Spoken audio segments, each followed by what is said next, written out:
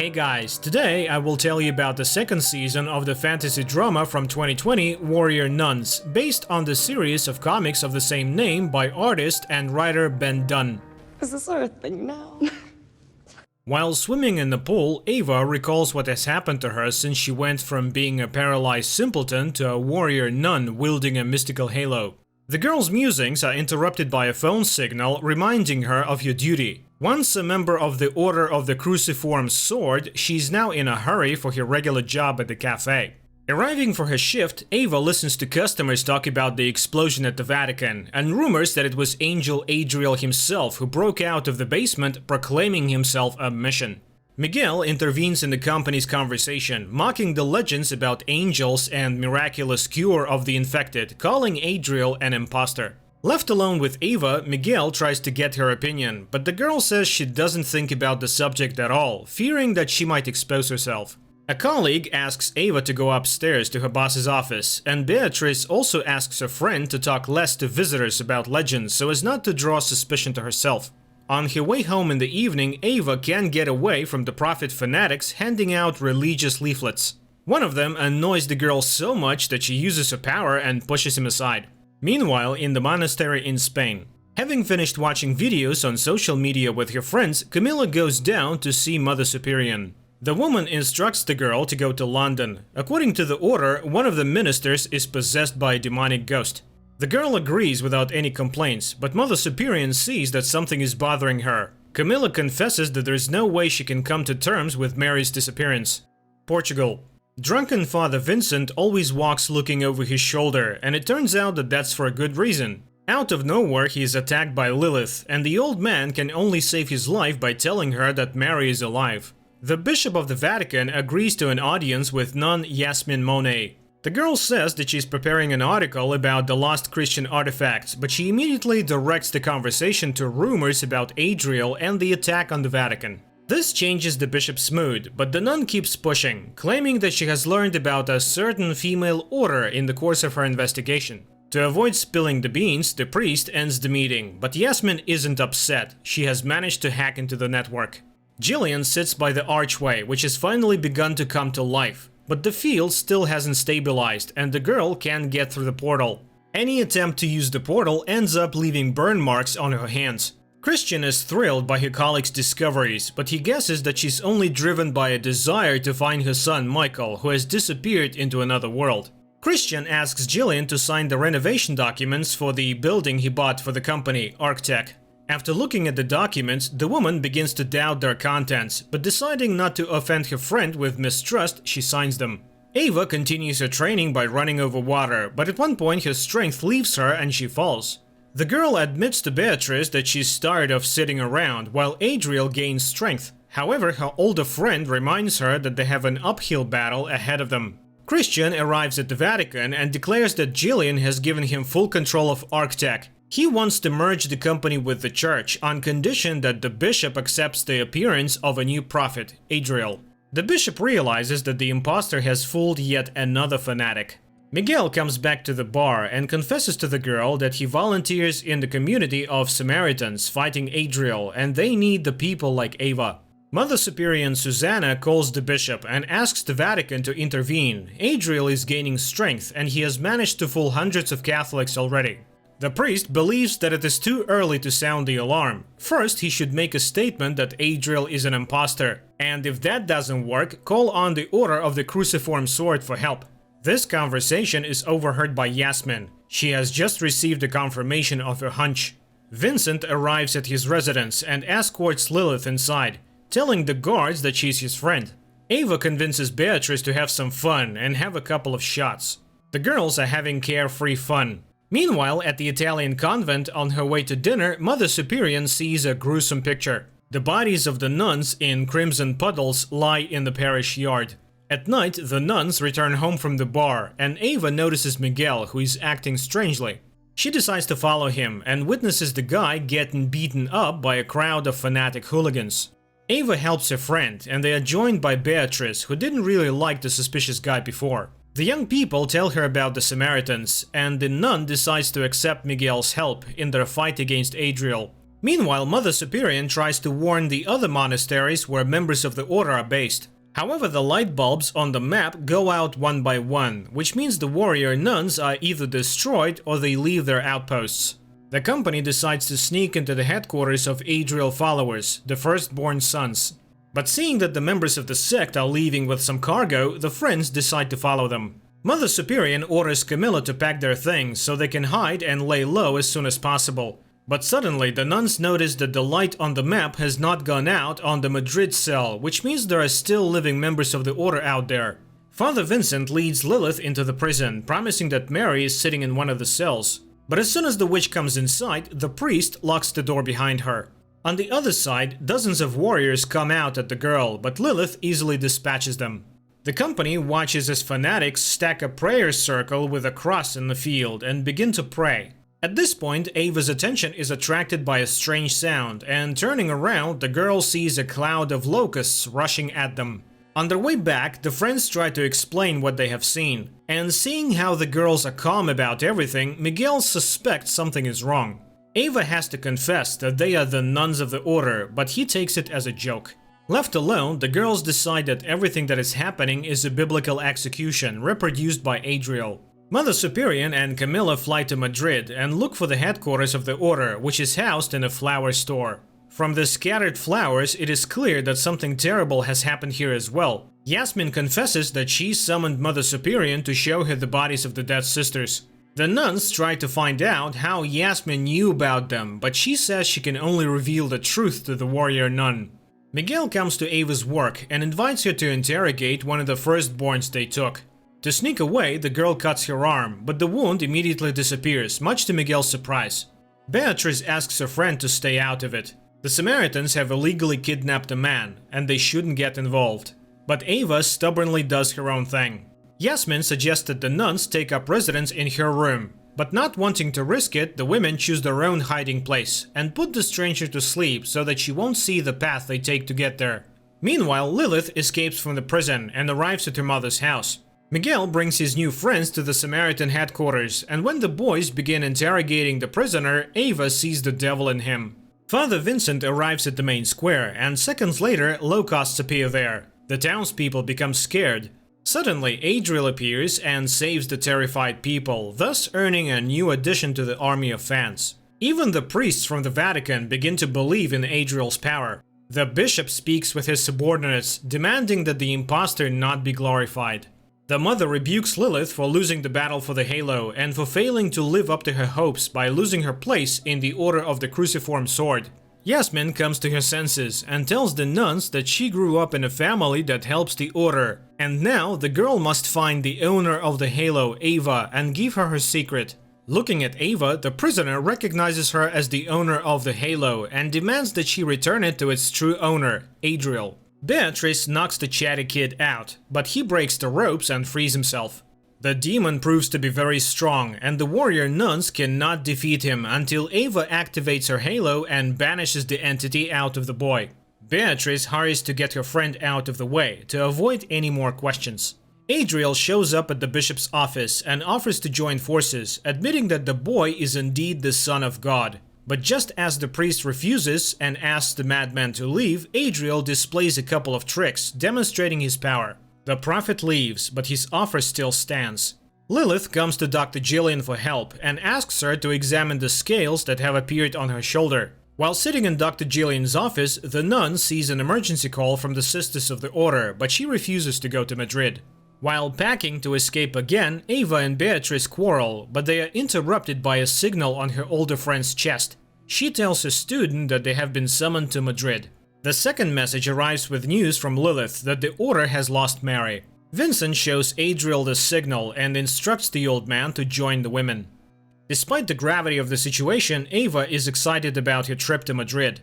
Finally, the girls find the flower store where Mother Superior has left a movie ticket for them. The nuns have to scramble to avoid falling into the hands of the hunters.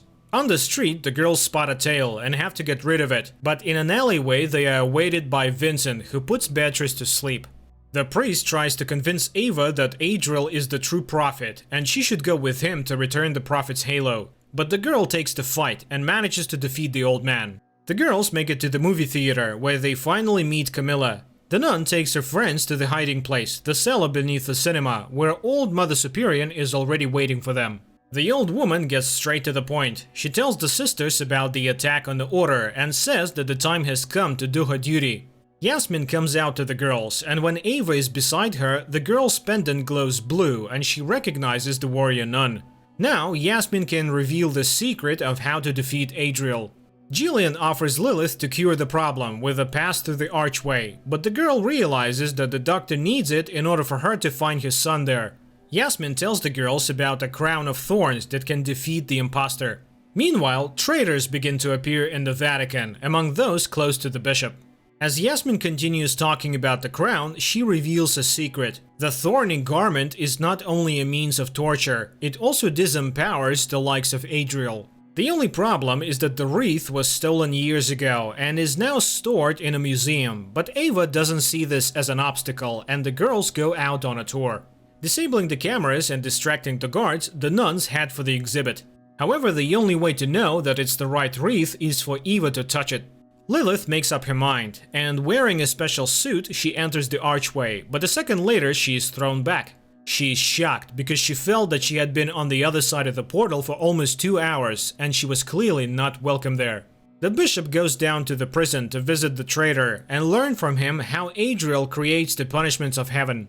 To make the prisoner more talkative, the priest tries medieval torture methods on him. At first, the impostor's henchman tolerates the pain, assuring him that Adriel is the real son of God and all miracles are real. However, when the torture becomes unbearable, he admits that the prophet is collaborating with ArcTech and the company uses its technology to create illusions. Lilith tries to understand why someone threw her out, and Jillian promises to deal with it next time. But the girl has no intention of entering the archway again, and she makes that clear to the doctor. After the conversation, Lilith disappears, forgetting the cross in the office. At night, the girls return to the museum to retrieve the crown. Mother Superior eliminates the guard, and the group of nuns sneaks in, sending old camera footage to the security monitors and disabling the laser alarms. Using the halo, Ava takes the crown, but nothing happens to it, and her friends ask Yasmin to help. Jillian decodes the tape from Lilith's camera, and as she speeds up, she sees someone's face on it. While the nuns are searching for the real wreath, Camilla notices that there is someone else in the museum beside them. Ava finally finds the artifact, but at that moment Camilla sees Adriel, and Vincent appears in front of the warriors and puts the crown on the girl's head, thereby depriving her of her superpowers and taking her with him. While Vincent is carrying Ava, the girl has terrible visions. She finally regains consciousness. Before leaving the exhausted girl in a dark alleyway, Vincent promises to pray for her before Adriel destroys her. But suddenly, Miguel comes to the girl's aid. By some miracle, he also happens to have superpowers. He says that explanations can wait, and having dealt with the priest, Miguel and Ava run away. Lilith comes to Adriel and, showing him her crusted hands, asks for his help. The nuns load Vincent into a car and drive off in search of Ava, shaking the cops on the way. The young people are finally safe, and Miguel returns Ava's crown and admits that he was sent from the other side of the arch to protect her. As they talk, a crowd of primitives in gas masks passes them, and Ava guesses that a new punishment awaits the city. In the meantime, the nuns get stuck on the road because of a flat tire. Miguel leads Ava to the gates of a cemetery, assuring her that he knows a way to destroy Adriel. All the while, the girl keeps seeing terrible visions, but she tries not to pay attention to them. After stealing a food delivery car, the nuns drive on, and Camilla recalls that the entire company has been hungry for a long time. After rummaging through the shelves, the girl finds something they can refresh themselves with, unusually shaped cakes that go down well with the sisters. Jillian arrives at the building she recently bought, and in the center, the doctor sees a ritual cross and sectarians. Christian is also among them. Jillian asks Christian to explain what he has been doing all this time with her company and the building. Instead, Christian begins to talk about the all-powerful Adriel, who will soon conquer the whole world. Beatrice arrives at the cemetery looking for her friend. But the gas Adriel sprays as part of the next execution makes her scared. The girl removes a gas mask from one of the firstborns. Miguel and Ava daringly walk into Adriel's sect's church, and the two witness a ritual in which a demon possesses a teenager. Ava wonders how to stop all of this, but Miguel asks her to protect the crown and steps forward to take the hit. The guy's plan works. He lets himself be possessed by the demon, and then by painting it blue, he banishes it to show the sectarians what's really going on in the church. Mother Superior leads Vincent out of the car and into the woods to finish him off. But the woman doesn't have the strength to shoot him, so she simply pushes him into a ravine and inflicts some mutilation.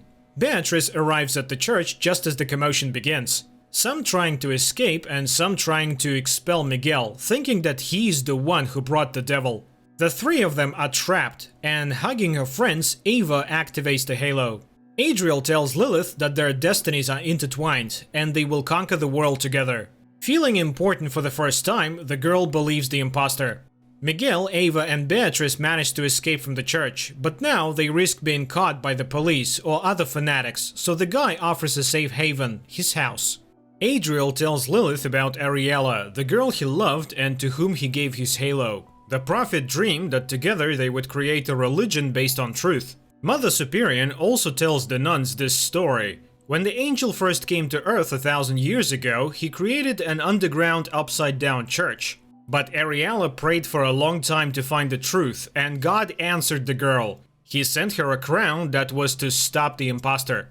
Adriel and Mother Superior simultaneously tell this story, but each does it differently. The nun thinks that Ariella saw evil in the prophet, while Adriel tells Lilith that the crown corrupted the beloved and she betrayed him.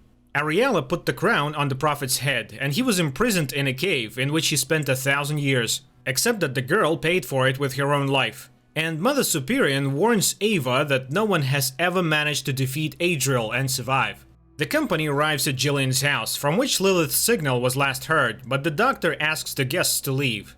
Miguel then asks to tell the woman that her son is here. Seeing the boy, who is much older than the day they last met, Jillian falls on his neck and cannot hold back her tears. The nuns try to find out from the doctor where Lilith has gone to, but Jillian cannot answer the question. The only thing the doctor can tell is that the girl's physical and mental health has severely deteriorated. Mother Superior goes outside to talk on the phone. The bishop asks the abbess to come to a secret meeting, where further struggles with Adriel will be decided. Miguel, who is really Michael, comes into his childhood room and looks at the drawings he drew when Adriel manipulated him. Camilla hears someone's voice again and is caught in a frightened state by Beatrice. Camilla confesses that after being stroked on the back by one of the sisters in the convent, the girl is suffering from severe headaches, and her friend suggests that she have a little examination. Jillian recalls the day Michael ran into the portal. Once on the other side, the boy wandered alone for a long time, and then the shining angels took him to Rhea, the lord of Adriel. It was she who trained the angel and then sent him to Earth to stop the evil. The abbess and Yasmin arrive at the meeting with the priests, where everyone is already gathered. The archbishop begins talking about Adriel, calling him a wolf in sheep's clothing. The charlatan himself, meanwhile, continues to tell Lilith about himself, complaining about his life in the dungeon. Angel offers to show his friend his difficult fate, and to do so, he places burning fingers over her eyes. Jillian shows his son the face that ended up on her tape, and from what he sees, the boy faints. Beatrice does a scan of Camilla's spine, and during the procedure, the girls are being frank with each other. One of the nuns confesses that she has doubts about Adriel, but if he really turns out to be the prophet, all the scriptures will lose their significance. The picture shows a cross inserted into Camilla's spine, which is what is causing the hallucinations. Unfortunately, Beatrice cannot remove it. Adriel asks Lilith forgiveness for the pain, but he convinces her to open her eyes, and when the burns come off, the girl sees demons and a completely different world, which she calls the truth. Beatrice finds Ava in the courtyard as she's practicing putting a wreath on the monument's head, but the halo goes off again and the girl falls. The nun tries to support a friend and assures her that they will defeat Adriel no matter what it takes. Christian meets Vincent and Arctac and reminds him that in just 2 days they will give the world to their master. A discussion breaks out at the meeting of priests. There are those who doubt Adriel's con game and believe that one cannot punish an angel without understanding his true purpose. At this, Bishop Francesco reveals to his colleagues the secret of Arctac, urging them to understand that all the punishments sent were nothing more than a trick. Mother Superior intervenes in the dispute, telling of the destruction of the members of the order. Apparently, the bishop and abbess have succeeded in convincing the crowd, but suddenly it transpires that half of those assembled are traitors, having defected to Adriel's side. A massacre of fanatics begins in the hall, and Mother Superior succeeds in removing only Francesco and Yasmin. The trio hides in the hotel gymnasium, but they can no longer get out, and Mother Superior calls Camille for help. Ava, Beatrice and Michael arrive at the inn, but the firstborns prove to be too many, and the trio fears they cannot win. After examining the photograph of the cross in the spine and noticing a note from Beatrice, Jillian looks at Camilla through the glasses while she prays and sees the same waves that create the portal. The doctor guesses that Adriel is using the power of prayer to gain strength. Having heard the call, surviving nuns of the order arrive at Jillian's house. Ava takes the crowd of firstborns away, and Beatrice and Michael deal with the remaining two. The abbess commands her subjects to leave, but the bishop refuses, determined to expose Adriel to the full. Running from her pursuers, Ava runs through a wall and finds herself outside, at a great height. The girl's halo shuts down again, and she falls. Beatrice mourns her friend, but she opens her eyes and the artifact begins to glow again. Bishop surrenders to the traitors, hoping they will lead him to Adriel. The imposter angel himself, meanwhile, tells Lilith how much they will accomplish together after they cleanse the world with pain. The Master's trust inspires the girl so much that she grows wings. And that concludes episode 5. Come back tomorrow for the next episode. Guys, if you don't want to miss anything, don't forget to hit that subscribe button.